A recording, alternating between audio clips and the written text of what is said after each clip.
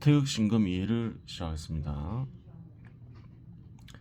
가치 담지자에서 가치 담지자로 복귀하죠. 위순환 형태의 출발점이 되는 가치 담지자는 활동을 시작할 때 필연적으로 존재해야 하는데 현 시대에서는 화폐로 나타나죠.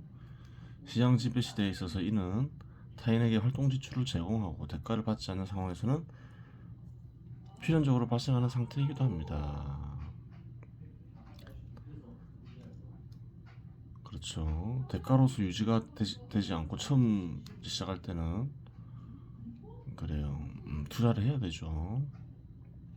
물론 기술이 발전이 미약한 상황에서는 스스로 작업 도구를 마련하여 이러한 상태가 존재하지 않을 수도 있습니다.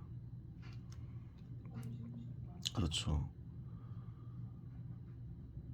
발전 단계가 낮은 상황에서는 작업 도구를 직접 만들어서 생산물을 얻을 수 있죠. 이 삶의 양식이 순수한 형태에서는 원료를 필요로 하지 않습니다. 따라서 원료를 필요로 하는 생산 영역에 비해 일반적으로 인적 토대 나누기 물적 토대의 가치값이 더 크다고 할 수 있습니다. 그렇죠. 물적 토대에 그래요. 원료가 포함되지 않으니까 그렇죠.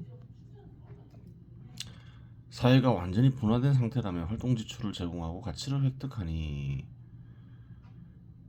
원료에 투입하는 비용은 거의 영원에 가까워지겠으나 사회가 분화되기 전이라면 의사가 약을 제조하듯이 생산 기능을 일정 부분 수행함으로써 원료를 필요로 할 수도 있습니다. 그렇죠. 단순히 활동을 그래야 하는 게 아니라 제작을 하는 부분이 있다면 원료를 필요로 하죠. 한국의 경우 시장의 성장과 더불어 사회적 분화가 과거에 비해 고도화되어 의사는 진료와 치료 활동을 하고 제약사가 약을 제조하며 약사가 약을 판매하는 형태로 분업화되었습니다. 그래요. 운송업의 경우 작업도구가 트럭이라면 경유를 지속적으로 공급해 주어야 하는데 지속적으로 공급하는 경유는 트럭의 연료 역할을 하며 연료는 작업도구로 사용하기 위해 필수적인 것으로 이 역시 작업도구로 분류됩니다. 연료와 원료를 구별할 수 있어야 되죠. 연료는 원료가 아니죠. 일종의 작업도구의 한 형태이죠. 생산물의 공급을 통해 소득을 얻는 것이 아니라고 하더라도 활동의 성격상 작업도구를 필요로 할 수 있으며 작업도구의 의존성이 강하고 작업도구의 발전 속도가 강화되면 인적 토대 가치 나누기 물적 토대 가치 값이 역시 생산 영역처럼 작아질 수 있습니다. 그럴 수도 있죠. 만약에 작업도구에 대한 의존이 강해지고 작업도구의 가격이 비싸면 그런 일이 벌어질 수가 있는 거예요. 생산물을 그래야지 않는다 해서 작업도구를 필요로 하지 않는 건 아니죠. 예를 들어서 운송을 담당하는 택시가 있죠. 택시업에 종사하는 사람들이 있는데 택시를 필요로 하잖아요. 운송수단만 하더라도 대형 선박 및 차량, 기차, 비행기 등이 이용되며 작업도구에 대한 의존도가 커짐에 따라 활동을 시작하기 전 이전과는 비교할 수 없는 가치 투자를 필요로 하는 경우가 존재합니다. 보관의 경우는 보관 장소인 창고가 필수적인데 실제로 이용되는 고기와 같은 경우는 부패를 방지하기 위해 냉동장치를 필요로 합니다. 따라서 경우에 따라 창고에 추가 비용이 들 수 있습니다. 그래요. 보관이라는 활동을 통해서 대가를 얻느니 작업도가 필요하죠. 창고도 필요로 하고 또 경우에 따라서는 냉동장치를 필요로 하기도 하고 그렇죠. 과학기술의 발전에 따라 의료기기가 발전하여 CT, MRI, 맘모와 같은 고가의 의료기기들이 거래되고 사용됨을 포착할 수 있습니다. 반면에 변호사나 회계사, 연예인, 운동선수의 경우는 작업도구에 대한 의존성이 비교적 낮은 편이라 활동 개시 전 작업도구에 대한 비용은 크게 들지 않습니다. 작업도구의 마련에 많은 가치 투자를 필요로 하게 되자 고가의 작업도구를 대여해주고 사용료를 받는 조직체도 생성되었는데 그 기능을 수행하는 조직체를 리스 회사라고 부릅니다. 그러한 리스 회사는 항공기, 의료기, 자동차 등 고가의 작업 도구를 대여해 주는데 최초의 리스 회사는 1952년 미국에서 설립된 US 리싱입니다. 작업 도구에 들어가는 비용은 개별 업종 및 사회적 조건별로 다르기 때문에 획일화하기 어렵습니다. 그렇죠. 물론 이는 생산 영역 역시 마찬가지입니다. 대처 작업 도구의 고도화로 인해 인적 토대 나누기 물적 도대의 값이 작아지는 것이 일반적이지만 그렇지 않은 경우도 생산 영역의 속성상 발생할 수 있습니다. 그렇죠. 다양한 경우가 있어요. 무조건 작업 도구에 투입되는 비용이 커진다 그렇게 볼 수는 없어요. 생산성이 강화되다 보면 작업 도구의 가격이 하락할 수 있잖아요. 그렇죠. 예전에 방송을 하려면 어떤 개인이나 집단이 큰 비용이 들었겠죠. 하지만 현 시대에서는 유튜브가 있어서 큰 비용 없이 개인적으로 방송을 할 수 있잖아요. 그래요. 일반화하기가 어려운 거죠. 경우에 따라 달라지는 거죠. 어느 수준까지는 작업 도구에 투입하는 비용이 커지다가 어느 순간이 되면 작업 도구에 대한 투입 비용이 급감함을 알 수 있는 거예요. 해녀들은 산소 탱크 같은 기계 장비 없이 잠수복, 오리발, 마스크 등을 착용하고 해산물을 채취하는데 이러한 경우 활동 지출 가치가 상승으로 오히려 인적 토대 나누기 물적 토대 가치의 값이 커지기도 합니다. 물론 해녀 역시 과거에 비하면 작업 도구에 있어서 발전이 있었습니다. 현재는 잠수복, 오리발, 마스크와 같은 작업 도구를 이용하지만 과거에는 벌거벗고 잠수를 했습니다. 과거에는 작업 도구에 대한 의존성이 굉장히 적었는데 현 시대에서는 그래도 제법 많이 커진 거죠. 해녀는 생업수단의 하나로 비롯되었을 것으로 추정된다. 문헌상으로는 고려시대 1105년 탐나군의 구당사로 부임한 윤흥균이 해녀들이 나체 조업을 그만두는 금지령을 내린 기록이 있다. 그냥 벌거벗고 들어갔다는 거죠. 그래요. 조선시대 1628년 제주도로 유배되는 이건이 쓴 한문수필 제주 풍토기에 해녀들의 모습이 그려져 있다. 이거는 그래서 잡녀들은 벌거벗은 몸으로 낯을 들고 바다 밑으로 들어가 미역을 따고 나온다고 설명했다. 그렇죠. 그래요. 물적 토대를 마련하기 위해 가치 담지자를 준비해야 하겠으나 사람을 고용해야 할 경우 고용에 필요한 가치 담지자를 충분한 양으로 보유하고 있어야 합니다. 그렇죠. 사실상 물적 토대를 바탕으로 활동 지출을 통해 유용성을 제공하기 시작하면 그 대가 속에는 인적 토대, 인건비, 물적 토대가 투입된 비용이 포함되어 있기는 하지만 그렇죠. 대가를 받죠. 활동지출 제공하면 그 속에는 비용이 포함되겠죠. 통상적으로 인건비는 후불이기에 100% 성과급이거나 수급을 받지 않는 이상 활동이 정상적으로 이루어져 인건비를 대가 속에서 실현 가능해지기 전까지 가치를 확보하고 있어야 합니다.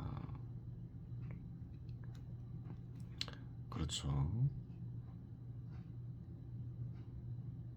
활동을 개시하자마자 그 활동의 사용가치가 탁월해 구매자들이 많을 수도 있겠으나 사용가치가 이미 알려져 있고 판매 자리일 수도 충분한 경우에는 동종업계의 평균적인 가치를 획득하는 데 걸리는 평균적 시간이 존재합니다. 물론 여기에는 활동의 품질이 평균적 수준이라는 것을 전제로 하고 있습니다. 순환 형태에서 원활 복귀하는 가치의 크기는 활동 범위의 수요 공급의 상태와 개별 활동이 간직한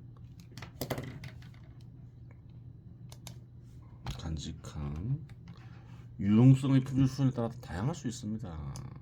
그렇죠. 활동 범위 내 수요와 공급이 균형을 이루고 있고 활동 범위 내 전체 가치의 양적 성장이 이루어지지 않는다면 새로운 공급자는 공급자의 수를 늘려서 획득할 수 있는 평균 가치를 감소시키게 되고 새로운 공급자가 평균 수준의 품질을 지닌 유용성을 제공한다면 감소된 평균 가치를 획득하게 됩니다. 물론 유용성이 평균 수준보다 뛰어날 경우는 감소된 평균 가치보다는 증가된 가치를 획득할 것이며 유용성이 평균 수준보다 낮을 경우는 감소된 평균 가치보다 더 감소된 가치를 획득하게 됩니다. 활동 범위의 수요와 공급이 불균형을 이루고 있는 경우는 두 가지인데, 공급이 수요를 초과하고 있는 경우가 있고 수요가 공급을 초과하고 있는 경우가 있습니다. 공급이 수요를 초과하고 있는 경우에는 공급이 수요와 균형을 이루고 있는 지역보다 획득할 수 있는 평균 가치가 낮게 형성되어 있고, 수요가 공급을 초과하고 있는 경우에는 획득할 수 있는 평균 가치가 높게 형성되어 있는데, 새로 진입하는 공급자 활동의 유용성의 품질 수준에 따라 공급자는 새로 형성되는 획득 가능한 평균 가치보다 많은 가치를 획득할 수도 있고 적은 가치를 획득할 수도 있습니다. 그렇겠죠. 실제로 현실에서는 활동 범위의 전체 가치의 증감이 이루어져 보다 복잡한 형태를 띠게 되며, 공급이 수요를 초과하다 보면 공급자들 간의 경쟁이 발생해 유용성 품질 수준 외에도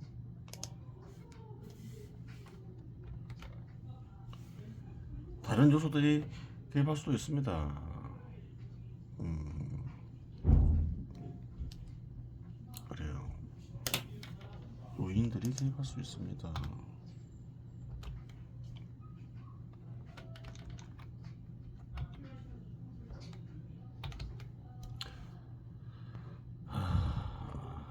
개입될 수도 있습니다.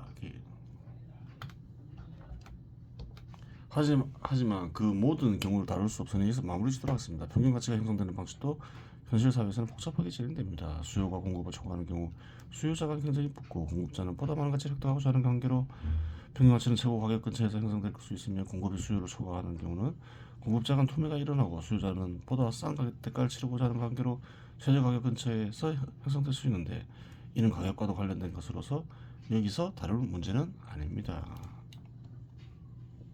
가격 결정 원리는 되게 전문적이겠죠. 그래요. 상품별로 차이가 나죠. 상품별로도 가격 결정 원리가 다를 수도 있어요. 그래요. 그런 것은 어떻게 크게 구분 지을 수 있을까요? 일반적으로 거래되는 상품이 있는가 하면 또 투자 상품이 있죠. 그런 것들은 좀 가격 결정 원리가 다르겠죠. 그래요. 크게 뭐 두 가지로 나눌 수는 있을 건데, 뭐 그건 너무 전문적이니까 경제 철학을 다루는 데에서 다루어야 되겠죠. 이미 다루었죠. 경제 철학도 이미 남겨놨죠. 가격 결정 원리는 이미 다뤄놨어요. 그렇고, 남은 시간은 태열 검화 정도를 살펴보도록 하겠습니다. 여기서부터 하면 되죠. 100일 지제 등력, 100일간 기틀을 세워냈는데 100일은 기본적으로 한평생이라 했죠. 100일은 기간이 중요하지 않다. 그런 시간상으로 100일은 의미가 없다 앞에서 얘기했어요. 100일 지제 등력, 100일이라는 기간은 단지 얻는 힘에 달려있다. 큰 의미가 없다 이 말이기도 하죠. 주중 등력, 낮중에 힘을 얻었으면 야중 수용, 그래요. 밤에 사용해야 하고, 야중 등력, 밤에 힘을 얻었다면 주중 수용, 낮에 사용해야 한다. 힘을 얻고 힘을 사용한 일에 힘써야 한다. 그 말은 또 무슨 말인가요? 힘을 얻는다 여기서는 어떤 가는 신과 합의를 하여 어떤 가는 신의 뜻을 얻고 어떤 가는 신의 마음을 얻는 것을 가리켰죠. 그래요. 그리고 또 어떤 가는 신의 뜻을 얻으면 알게 되면 또 실천하고 한평생 그렇게 해야 한다 그 말이죠. 100일 읽기, 100일간 터전을 마련한다, 세운다는 것은 옥지, 어떤 가는 신의 뜻이 간직되어 있다. 그렇죠. 그래요. 상진 언어, 높은 수준의 진리의 말은 어떤가는 신의 뜻이 되겠죠. 여기서는 무불 인신응, 무불여인 신응, 모든 사람에게 적용되는 것이다. 사람에게만 적용되는 것은 아니죠. 모든 사물에 적용되겠죠. 왜? 어떤가는 신의 뜻은 세상을 이루어지게 하는 뜻이기에 그러한 거죠. 진사 언어, 참된 스승의 말은 뭔가 또 어떤 간에 신의 뜻이겠죠. 무불여 하긴 그래요. 배우는 이에게 적용되지 않는 경우가 적용되지 아니하는 경우가 없다. 자시 현존 시연 이는 참으로 신비함 중에 신비함이고 불가의 자야. 이해가 불가능한 것이다. 물론 그렇긴 했지만 그 이유는 뭔가요? 어떤가는 신의 뜻이기에 그렇죠. 세상을 이루어지는 지게 하는 어떤가는 신의 뜻이기에 어떠한 사람, 어떠한 사물, 어떠한 배우는 이에게 모두 적용되는 것이죠. 견성 내지 본성을 보면 곧 알게 되는 법이다. 본성을 본다는 건 무슨 말인가요? 어떤가는 신을 알게 되고 어떤가는 신을 강림시키고 어떤가는 신의 그래요. 마음을 알게 되는 것을 견성이라 하는 거죠. 그럼 절로 알게 된다는 거예요. 그건 당연하겠죠. 본성을 본다. 그래요. 인간의 영혼이나 인간의 마음 역시 어떤가는 신과 어떤가는 신의 마음이 변해서 된 것이니 그래요. 더럽게 변했다 했죠. 씻어내면 보이겠죠.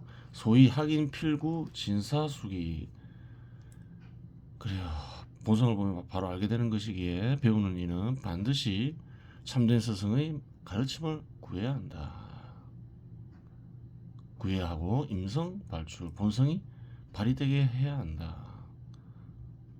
절로 아는 것, 절로 어떤가는 신의 뜻을 드러내기 위해서 아는 것, 그것을 중시한다는 거예요. 그리고 또 뭘 중시하나요? 일일 경험 하나하나 모두 경험해 보아야 한다. 직접 해봐야 된다는 거예요. 그것이 중요하다. 그렇게 이야기하고 있는 것이죠. 그래요. 이번 시간에 여기서 마치겠습니다.